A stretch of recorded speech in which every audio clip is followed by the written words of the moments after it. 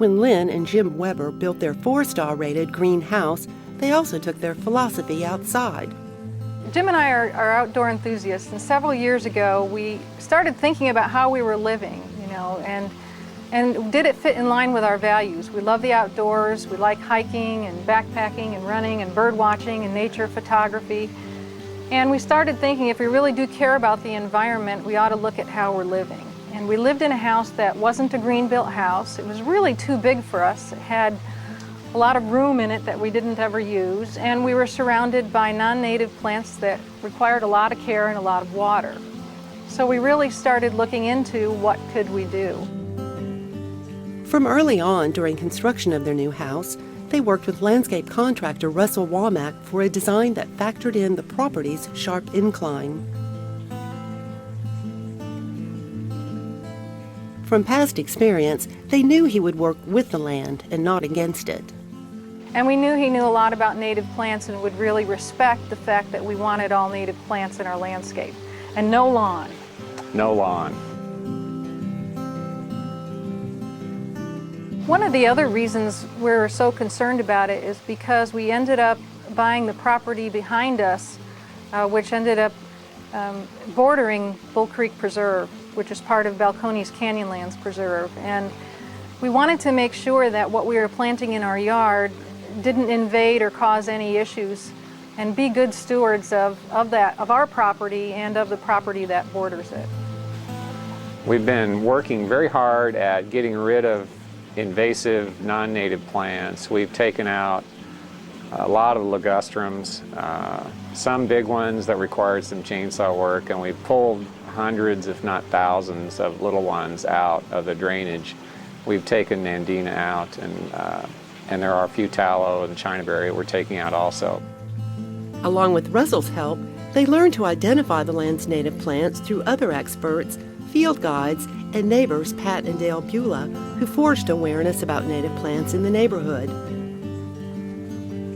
And we've also went to plant rescues. We're members of the Native Plant Society of Texas, and we get invited to areas where developers are going to be putting in commercial buildings or residences, and the society will go and get permission to have their members come in and dig up and rescue plants to put in their own yards.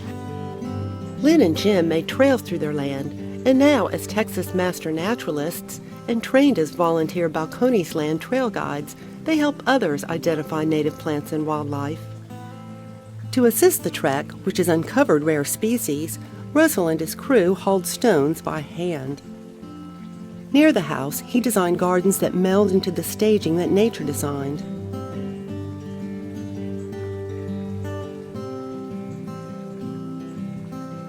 In front, he tapered the dramatic slope without compromising the land's character. The site was unnatural for a waterfall and pond, which attracts wildlife of all kinds. From the front porch, Lynne and Jim view a natural frame against the street and immediate opportunities to add to their list of wildlife they've spotted. We're very interested in finding out what's around us, and it started with birds and it's evolved into butterflies and plants and reptiles and amphibians. We keep track of all the different things we see in the yard. It's really been quite amazing what you can find in a pretty small area. The front yard's emissaries promote their mission. I think a lot of people walking by our house stop and look and see. I noticed just yesterday a woman with a baby stroller stopped at our sidewalk and was pointing out butterflies on one of our flowers to their little baby. It ends up being energy efficient for us. We don't have to water as much. We have very few pest problems, and we have wonderful diversity of wildlife.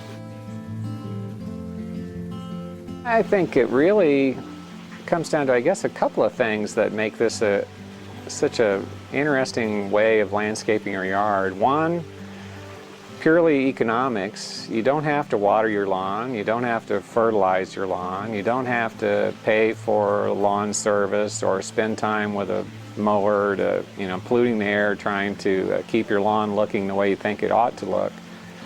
So I think economically it's been a real benefit to do this. And the other thing is just from an interest point of view. You see so much more in your yard than you would if you just had a bare St. Augustine lawn and a few non-native plants.